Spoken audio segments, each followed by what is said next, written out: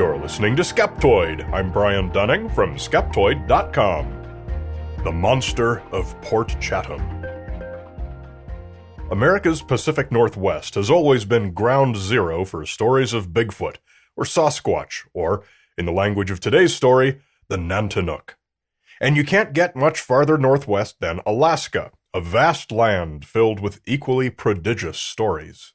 When it comes to Alaskan Bigfoot lore, the tale at the top of every list is that of the town of Portlock, also known as Port Chatham, said to have been terrorized by horrifying, bloody Bigfoot attacks throughout the first half of the 20th century. By 1949, the surviving residents had had enough, and the entire population simply abandoned their town. Its relics survive to this day and can still be found on the beach and in the woods. Today we're going to point our skeptical eye at the bloodthirsty monster of Port Chatham and determine whether we finally have a case that forces us to acknowledge the reality of history's most famous cryptid. Since the 1700s, people had been living on the shore of Port Chatham, a small bay way out on the tip of the Kenai Peninsula in southern Alaska. The people were mostly fishermen, lumbermen, and miners, nearly all of Russian and Alaska native descent. Besides their relatively prosperous little industries, they had one small claim to fame, and that was that the British naval captain Nathaniel Portlock had anchored and provisioned there in 1786. However, the record of that voyage, the 1789 book, A Voyage Round the World, but more particularly to the northwest coast of America, shows that Portlock only anchored somewhere in the vicinity, on Cook Inlet, which he called Cook's River, at a place he called Coal Harbor, for about 3 weeks beginning in mid-July 1786. Be that as it may, we'll leave the local legend the benefit of the doubt. Port Chatham's calm bay and bountiful fishing attracted an American company right around the turn of the century, and a whole fleet of commercial fishing boats was brought in. They established the Portlock Cannery, named for their purported local naval hero, and by 1921 the town was established enough for a United States post office, with the official census name of Portlock. Portlock is the only official name the town ever had, but nearly everyone, including those who were raised there, tend to call it Port Chatham. From that point, we'll let Wikipedia's single sentence tell the rest of Portlock's history. The residents of the town purportedly fled en masse by 1950 after a number of unsolved murders and disappearances. What were these murders and disappearances? We can turn to virtually any book or online article and find the same few tragic events described. They are: a logger named Andrew Kamluck was found dead in 1931, killed by an apparent blow to the head from behind.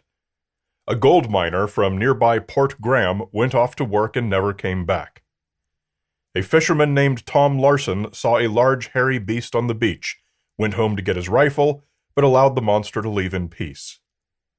Hunters tracking a moose found that it had already been tracked by something that left 18-inch human-like footprints, and they soon came across a flattened spot in the brush where they believed the big-footed animal killed the moose and carried it away.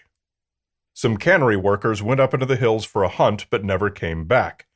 Later, one of their bodies, horribly mutilated and dismembered, washed down the stream into Port Chatham. Some articles multiply this into many mutilated bodies appearing in many different places over a long period of time. And these stories all come from a 2009 piece in the Homer Tribune, the article which is by far the most widely copy and pasted among the cryptozoology websites. Its author, Naomi Kluda, appears to have relied on two sources. Her first was a 1973 article in the Anchorage Daily News, of which only an excerpt still survives. It's found in John Green's 1978 book, Sasquatch, the Apes Among Us. It tells these basic stories, but gives few specifics, and is adamant that all the people left in 1949 due entirely to the Bigfoot attacks, and still refuse to go back.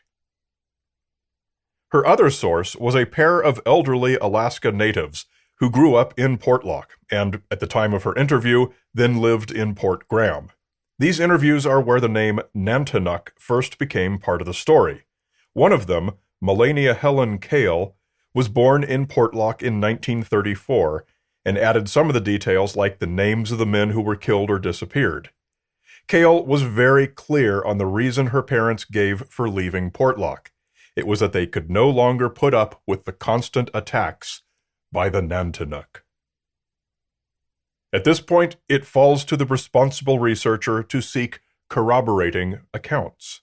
Alaska's digital newspaper program has provided over 250,000 scanned pages to the Library of Congress, covering newspapers from the late 1700s through 1963, and anything so extraordinary as the types of killings and dismemberments as reported in these stories certainly would have made it into the news. However, searching these archives reveals the news from Portlock, as well as anything mentioning Port Chatham, to be more mundane. Through the decades leading up to the town's abandonment, almost all of several hundred matching newspaper articles were related to commercial fishing, with the odd lumber and mining story peppered in for good measure. As far as deaths, a single death from the city made it into the papers in all those years. A man who died in, quote, an accident, no further details were given, in 1920. Given that mining, lumbering, and fishing are three of the most dangerous professions there are, one accidental death is hardly surprising.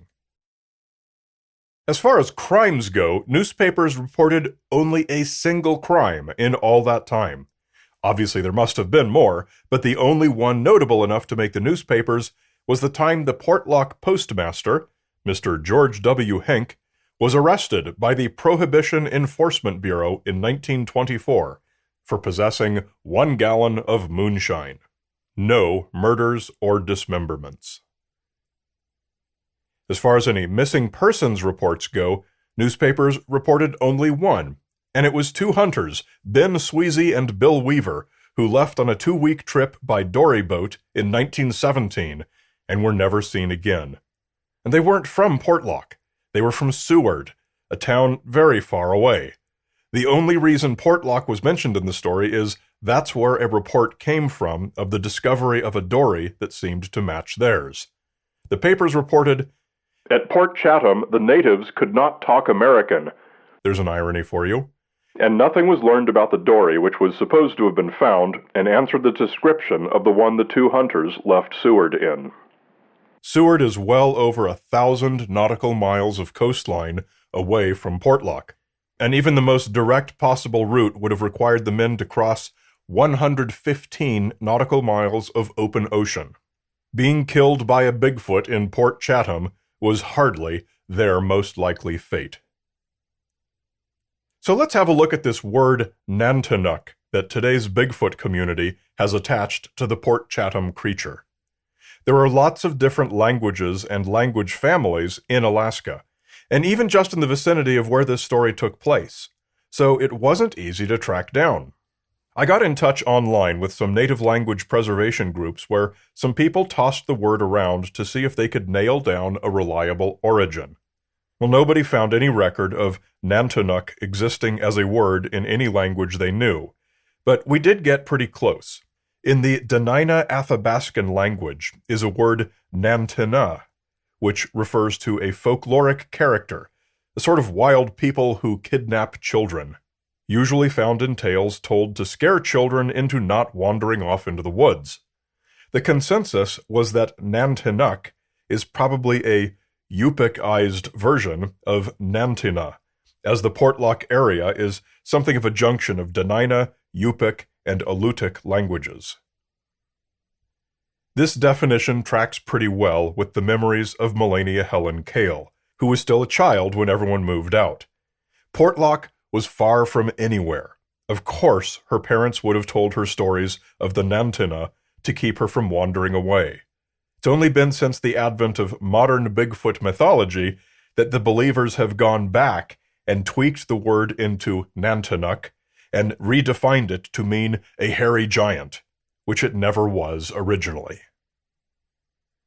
We saw this exact same phenomenon in our recent episode on the Australian yowie, this tweaking of an actual folkloric creature to retrofit it to match a modern cryptid.